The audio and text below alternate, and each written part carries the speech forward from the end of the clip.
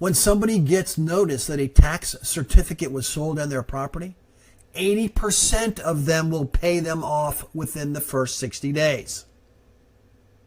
They don't want to risk it going to tax deed, even though they don't realize they have 2 years to redeem. 80% paid that sucker off early, so you spent all that time researching, you put up your money, you bid everything, and get your certificate, and then 60 days later it gets paid off and you make 85 cents. It's not worth it.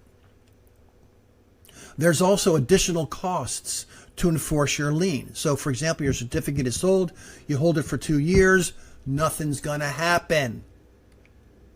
You have to make it happen. And what do you have to do? You have to make application for a tax deed. So you go to the county administrator's office, you make application for the tax deed. You have to pay all the outstanding certificates that were there ahead of you. So your $5,000 investment now turns into $22,000 investment. So now you're out of pocket 22 grand. Well, there is a little twinkling of happiness once you make the application for a tax deed, because once you make the application, you get 1.5% per month until the sale occurs. That could be anywhere from 30, maybe 60, if you're lucky, 90 days, and you earn 18%.